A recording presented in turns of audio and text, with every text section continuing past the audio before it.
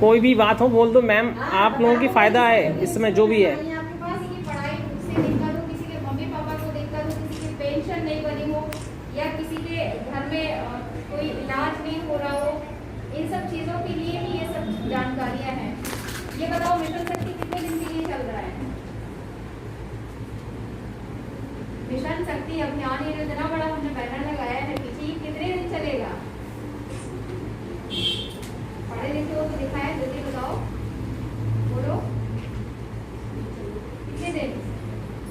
25 तारीख, कल तक। कल तक 25 तारीख। हाँ जी,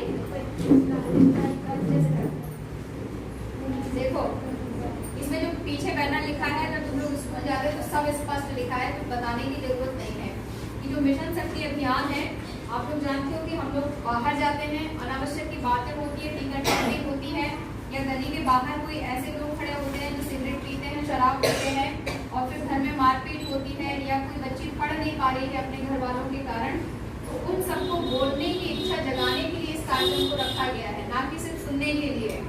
सुनने के लिए तो रेडियो भी सुना देता है, टीवी भी सुना देती है, तो हमारे आने की जरूरत क्यों है आपके पास? क्यों मुख्यमंत्री जी कार्यक्रम चला रहे हैं? कि आपकी समस्या हम तक पहुंचे और आप अपनी बातें बोलना सीख पाओ। जब बोलना सीखोगे तभी कुछ आपको कार्यक्रम आगे लाभ मिलेगा, या आप दूसरे को उसका लाभ दे पाओगे।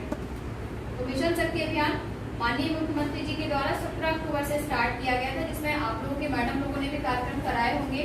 आज भी रैली निकाली, और भी रैली आप लोगों ने निकाली होगी। इसके साथ ही इसमें बहुत सारे कार्यक्रम हुए, रंगोली हुई, प्रतियोगिता हुई, और ये 6 महीने चलेगा। कितना चलेगा? 6 महीने, यानी ये अप्रैल में खत्म होगा। लेकिन क्या है कि 180 दिन चलने पे ये पूरा 6 महीने हमारे लिए चलेगा, और उसके बाद क्या होगा कि हर महीने में कम से कम 1 सप्ताह के लिए विशेष अभियान चलेगा, जिसमें हम लोग ऐसे ही मीटिंग करेंगे, आप लोगों से बात करेंगे, ब्लॉक में जाके जानकारी लेंगे, और जो समस्या आप उनको बताओगे उसको हम दूर करेंगे। तो ये पहला चरण जो है वो 17 से 25 तक है। कल इसका समापन है, जिसमें कि आप लोग हैं, आपके मैडम लोग हैं, तो जो लोग भी हमारे साथ जुड़े इस कार्यक्रम में सहायता नंबर बताने में, या महिलाओं को इस मिशन शक्ति से जोड़ने के लिए, उनका कल योद्धा के रूप में सम्मान होगा, और हम लोग बालिकाओं की सुरक्षा की एक शपथ भी लेंगे। ये कार्यक्रम कल आयोजित होगा। इसके अलावा ये तो रहा प्रथम चरण। हम लोगों के लिए योजना रोज चलती रहेगी, कार्यक्रम हम लोग निरंतर करते रहेंगे। इसके बाद चलेगा कार्यक्रम 14 से, उसमें इसको हम लोगों को धरातल पे लाना है, मतलब कि सारी योजनाओं का लाभ देना है। अभी तो हम सिर्फ योजना दे रहे हैं, अभी हम पूछ रहे हैं कि बताओ किसको लाभ मिल सकता है। मान लीजिए आप लोगों में से 2 लोग कहते कि हाँ हमारे 2 भाई बहन हैं हम लोग, तो फिर हम तुम्हें कन्या सुमंगला से जोड़ते, या बेटी बचाओ बेटी पढ़ाओ योजना से जोड़ते। तो वो कार्यक्रम हमारा शुरू होता 14 तारीख के बाद।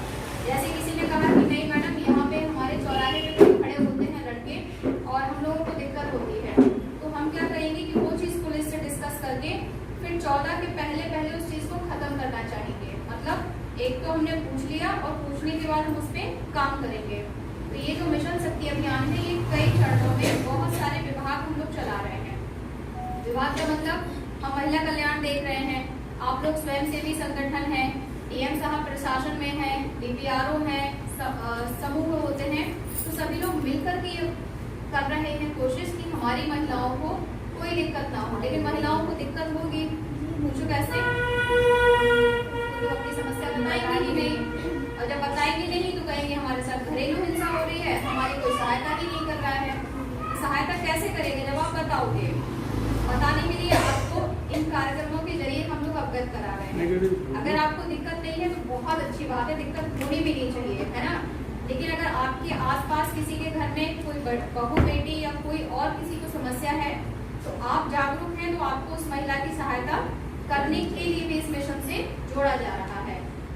और जैसे कि अभी ये 17 से 25 है, कल हम इसका समापन कराएंगे प्रथम चरण का। इसके बाद फिर एक नई रणनीति बनेगी, जो हम आपके मैडम से और आप लोगों के बीच में आके फिर से डिस्कस करेंगे और उसके बारे में डिटेल बताएंगे। बेटिया ये पेपर लिए हैं, इसमें बहुत सारी योजनाएं भी लिखी हैं। वन स्टॉप सेंटर है, मुख्यमंत्री कन्या सुमंगला है, विधवा पेंशन है। हमारे घरों के आसपास बहुत सी ऐसी आंटियां हैं जो विधवा होती हैं और उनके लिए कोई पैसा नहीं मिलता है। करना कुछ नहीं होता है। जैसे आपके भैया ये रोगवाणी केंद्र चला रहे हैं CSC, यहाँ पे जाकर के उस महिला को बस फार्म भरने के लिए कहना होता है और उसको 500 रुपए और हर महीने 1500 रुपए मिलने लगेंगे। कोई बुरा काम नहीं है। अगर आपके बताने से कि आंटी आपको बरेली वहां नहीं जाना है, दुकान पे चलो और उसको 1500 रुपए मिलेंगे, तो उसमें कोई दिक्कत है? कोई पैसा लगेगा हमारा? लगेगा उस महिला को बताने में, लेकिन क्या होगा कि उस महिला को पैसा मिल जाएगा। वो तुमको क्या देगी? दुआ देगी ना कि बहुत भली बिटिया थी, हमें कम से कम पेंशन का फार्म भरना बता दिया। उससे कोई गलत काम हो जाएगा?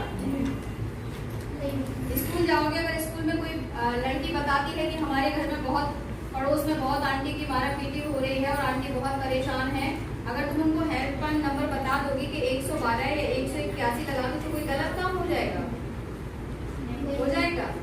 तो बस यही सुनना है और उसको बताने का काम हमारा मिशन शक्ति है, जिससे कि महिलाएं अपने आप को सुरक्षित रख लें और दूसरों को भी सुरक्षित रखें। और कुछ पूछना है किसी को?